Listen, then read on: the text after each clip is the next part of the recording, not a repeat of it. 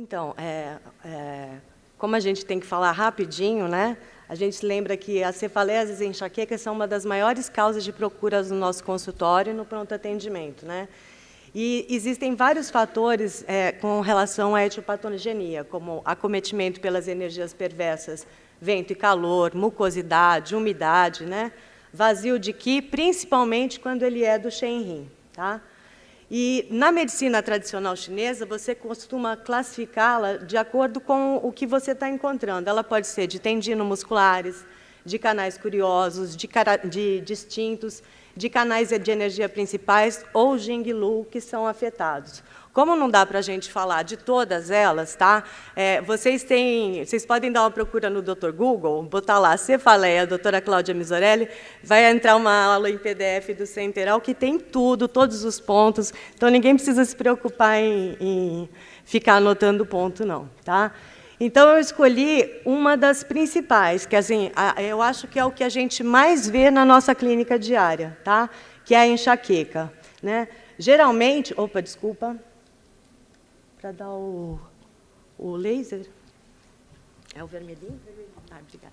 Então, geralmente, ele se dá por um vazio de Shenrin, né, geralmente da porção Yin. O Shenrin, ele é a mãe de todos os outros órgãos. Né? Ele vai, em geração, ele vai gerar um vazio de Gan-Yin, do fígado Yin. Né?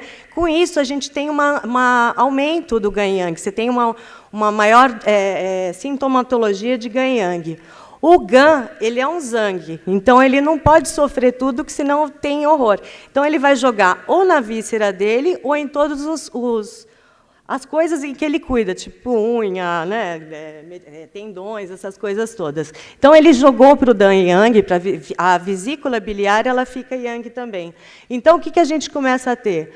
Dor na região temporal, pode ser na fronte, retroocular, nuca, acompanhada de vertigem, visão turva, irritabilidade. Essa irritabilidade, na maioria das vezes, é inclusive a causa disso, né?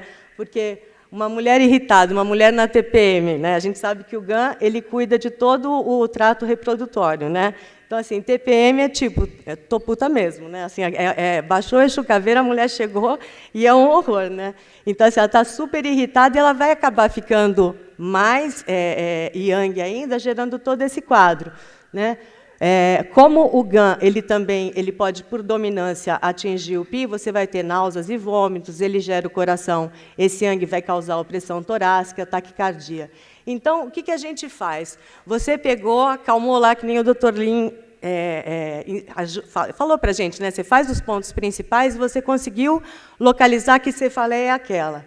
Então, aqui no caso, é a VB. Você pegou, viu que é VB. Você pegou e transformou num canal unitário. Você vai transformar no Shaoyang. O que você vai fazer? Você vai circular o Qi desse Shaoyang, da maneira que você está acostumado a fazer. A gente usa muito a técnica Yongyu, né? TA2, TA3, VB41, 43. Os outros pontos, você pode usar locais, a distância. Né? Se tiver sintomas de Gan-Yang, você vai fazer pontos para Gan-Yang. Se tiver sintomas digestivos, você vai fazer os pontos para digestivos. Se tiver uma deficiência de Shenyin, você vai fazer pontos para você poder tonificar esse Shenyin. Boca seca. Então, lembrando também que nesse Shaoyang também, a gente tem aquela cefaleia catamenial que a gente fala, né? Que é uma cefaleia que ela está muito ligada à ovulação e à menstruação. Tá? Então, nesse caso, a gente não pode esquecer também, desculpa, os pontos para a matriz, bexiga 32, VC3 e BP6. Né?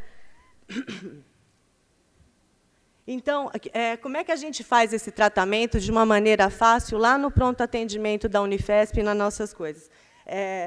Tudo no corpo da gente tem a potencialidade de se você descobrir em todos os lugares. Você pode fazer diagnóstico pela orelha, você tem sinais na língua, você tem sinais no pulso. Né? E o Dr. Issal ele criou um sistema de correspondência né, falando que as doenças elas se manifestam nos micropontos dos ossos. Então, você pode pegar um metacarpo ou um metatarso e você vai fazer as correspondências com as áreas. toda pessoa que ela fica doente, a gente fala assim, que doente gerando doença de órgãos internos, o primeiro ponto que você tem doente é o CS1. Tenta localizar o CS1, assim, vocês que são médicos, que trabalham, que todo mundo dá plantão, e vê se está dolorido. Aperta o órgão. Dói ou não dói? Né? Então, como é que a gente trataria por aqui? Tá? Você vai pegar o terceiro meta, tá? Se tiver doloroso, vocês vão sentir o carocinho. Você não vai poder fazer... O CS1 ele fica aqui perto, no trajeto do nervo mediano, não é? Só que, se você fizer aqui, você pode ter uma síndrome compartimental. Então, do outro lado, do lado daqui, você tem assim, a cabeça, que corresponde aqui. Logo embaixo, no colo, ele corresponde ao pescoço, mais fácil, né? Ele corresponde ao pescoço, tá? E o CS1 ele está no peito. Então, se vocês localizarem bem debaixo dessa região do colo, passa a mão no osso, assim, o diagnóstico é pela unha. Não tem uma areinha que dói?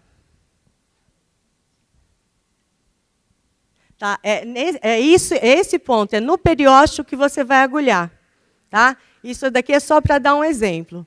Então, assim, como é que as doenças vão se manifestar nos ossos longos? Patologia do Dunn-Weber. Você transformou ele num canal unitário, você vem aqui no quarto metacarpo e no quarto metatarso. E você vai procurar a mesma areinha. No caso do osso, o VB, se você vai fazer o Yong-Yu, o TA2 e TA3 eles estão na mão. Então, assim, você tem a cabeça, o colo, vai ter a região do braço, e você vai procurar um ponto doloroso nesse osso, tanto do metacarpo quanto do metatarso, para poder fazer essa circulação. Tá? Outro método que é bem fácil de você conseguir tratar a região de dor de cabeça é um microsistema que ele criou com o osso occipital. Então, assim, embriologicamente, o Shenrin ele tem a ver com o VC1. Então, assim, aqui está a coluna, sendo que o ápice, né, aqui na fissura lambdoide, você tem, na extremidade do cóccix, toda a região relacionada ao Shenrins, a coluna, e a cabeça ela está mais perto aqui do forame magno, aqui embaixo mesmo. Né? Então, você, quando for tratar a cabeça, você vai palpar bem nessa região aqui, procurar um ponto de dor, e é nesse ponto de dor que você vai fazer o agulhamento no periósteo. Tá? Esquematicamente, ele vai ficar desse jeito, é uma figura desse jeito que você vai encaixar no osso occipital, nesse microsistema. Então, você pode tratar tanto, se você quiser, na coluna, né, vou voltar só de trás um pouquinho, você pode pegar as áreas, tratar bem aqui na origem, na cabeça, no que corresponderia à cabeça mesmo, como aos órgãos. Então, por exemplo, o Shaoyang é o fígado que tá atacado, você vai procurar, aqui está a coluna, aqui está o diafragma, o fígado está aqui. Então, você vai procurar nessa região do osso occipital, aonde que está doloroso, e onde estiver doloroso, você vai pegar e melhorar essa vesícula. Né? O ponto da vesícula você pode atingir por aqui também. Né? E se ele tem um vazio de Qi, você pode procurar o rim também. Tá? Uma outra forma de tratamento por microsistema é do osso externo. Antes que o tempo está acabando, a cabeça, vocês veem que ele está aqui no processo tifoide. Então, você vai procurar o ponto doloroso aqui no processo tifoide. E pode procurar os órgãos assim. Tem também o ponto pitério. O ponto pitério é um ponto que você utiliza para dores agudas, para dores crônicas em crise e dores emocionais. E o ponto lambda você pode usar para qualquer acometimento de canal curioso. Eu só queria deixar bem claro para os colegas que, apesar de a gente estar usando medicina chinesa, eu vou até pular isso daqui, é que, assim, lá no ambulatório, você vê que o neurologista que encaminha a gente para um tratamento que vai ser multidisciplinar.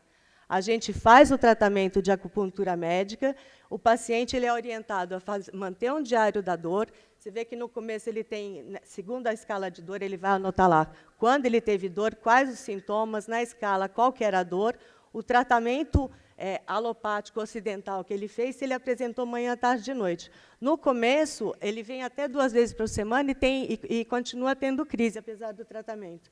Mas depois, fica bem pequenininho. Então, assim, a gente não desrespeita de maneira nenhuma o tratamento neurológico. Tá bom?